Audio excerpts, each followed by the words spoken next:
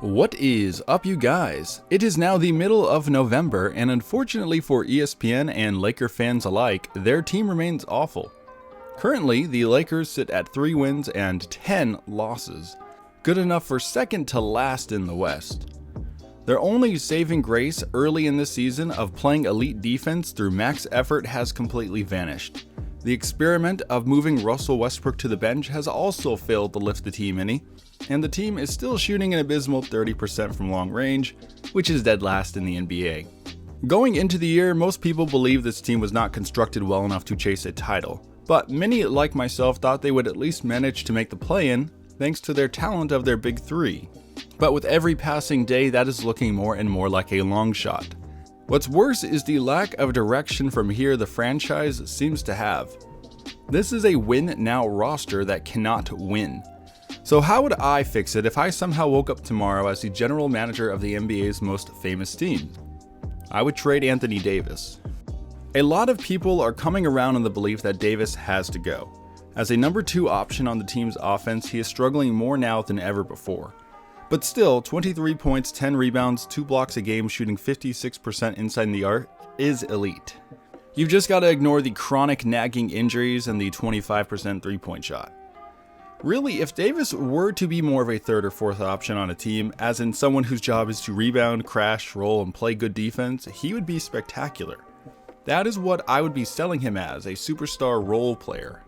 The rest of this Lakers roster isn't going anywhere. LeBron can't technically be traded given that he has signed an extension this past offseason.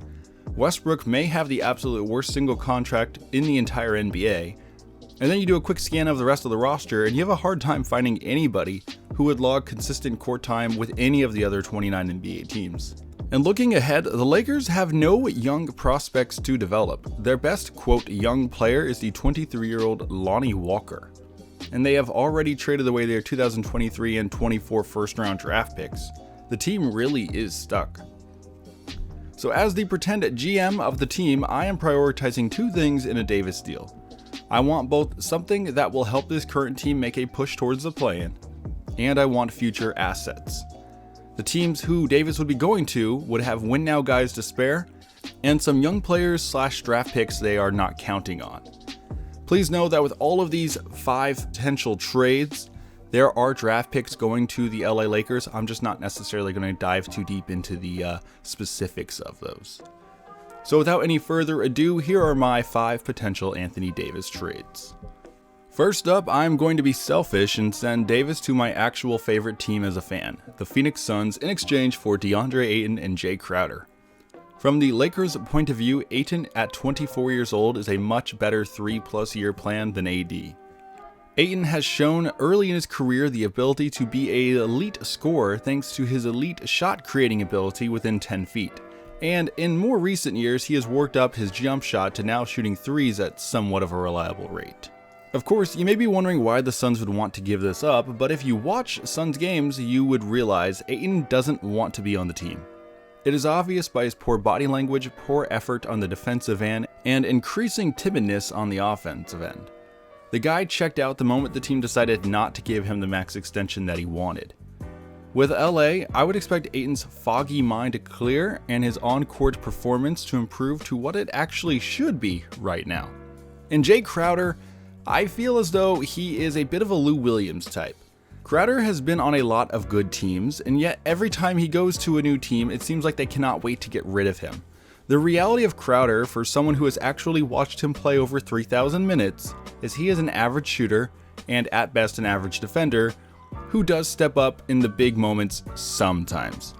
But who knows, playing in LA, where all the lights will be on him and his team 365 days a year, might help him step up a little bit more often. Meanwhile, the Suns get the best possible center they can find for their offensive needs.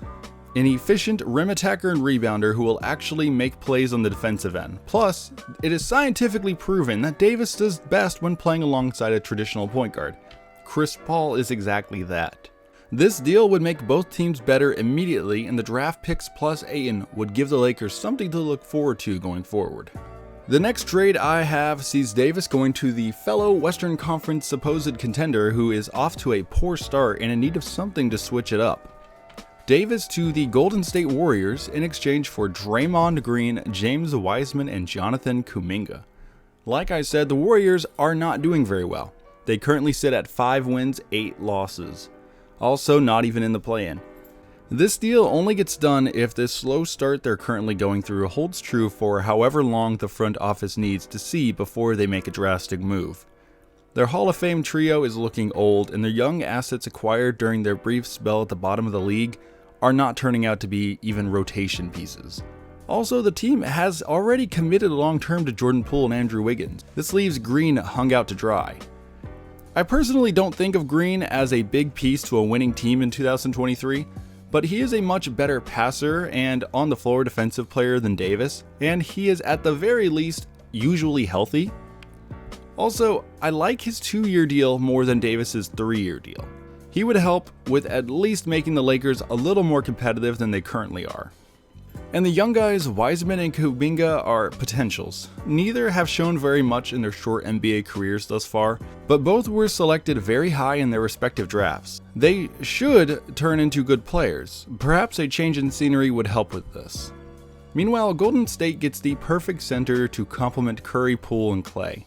An elite rim runner who will secure defensive rebounds and protect the rim at a rate they honestly have never had before in their dynasty. You may think I'm throwing too big a bone at the Warriors here, but remember, they would be sending over at least 2 first-round draft picks in this move, which is what I would be genuinely interested in as a Lakers GM. The next deal I have sees Davis going to the Chicago Bulls in exchange for Nikola Vucevic, Patrick Williams, and Coby White.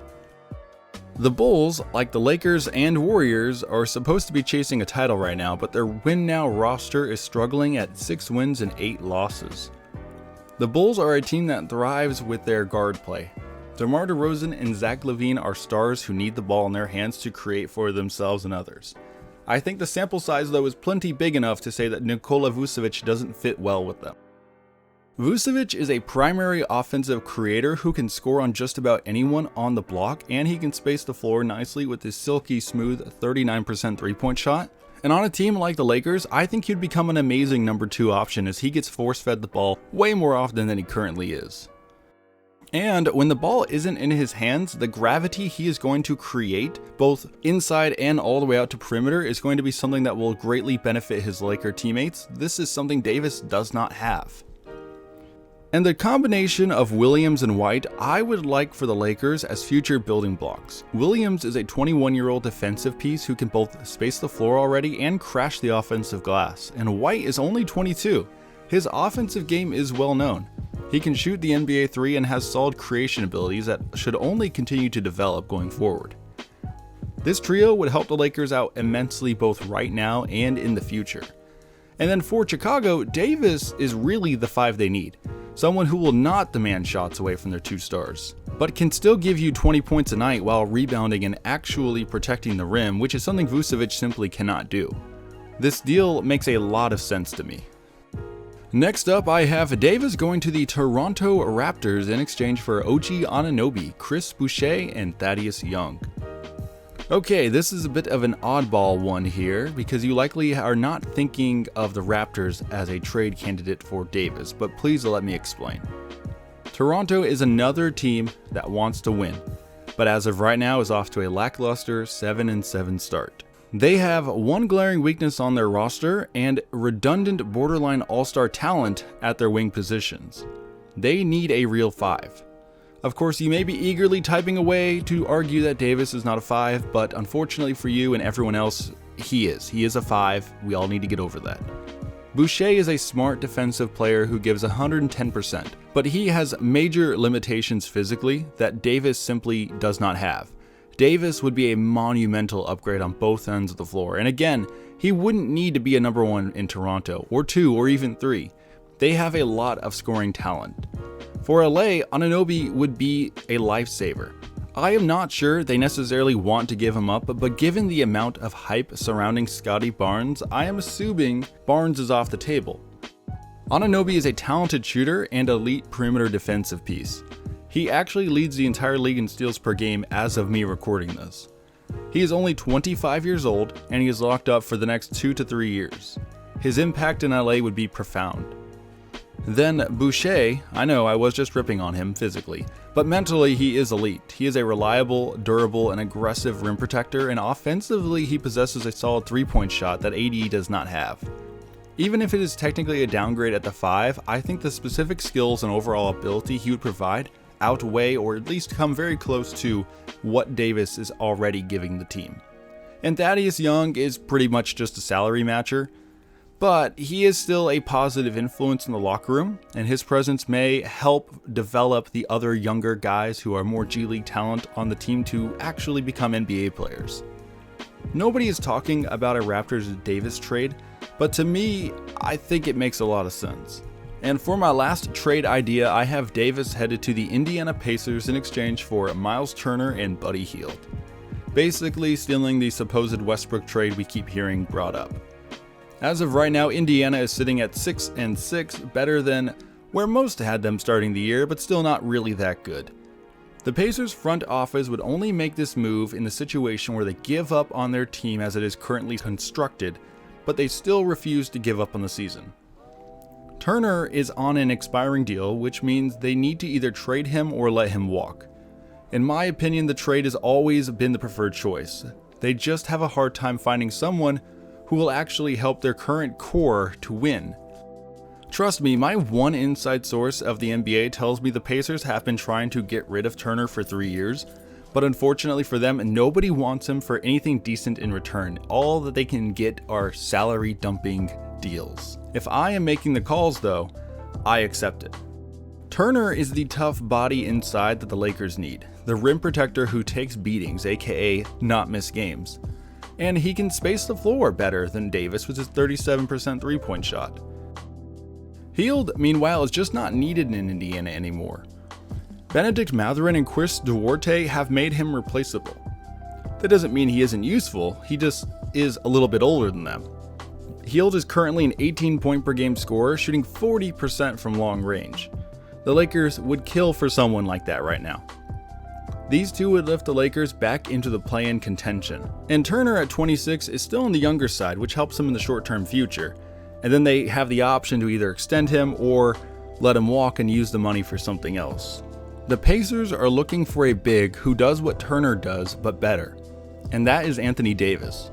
He is an all-star level center who will thrive alongside the traditional point guard Tyrese Haliburton. So there you have it, 5 possible Anthony Davis trades here in this 2023 NBA season. I'm expecting him to get moved, so we will see if I guessed it right soon enough. Please let me know down in the comments your thoughts on my trade ideas and your own ideas if you have thought of anything different. Please like the video if you have made it this far and subscribe if you like NBA content. I will see you all next time.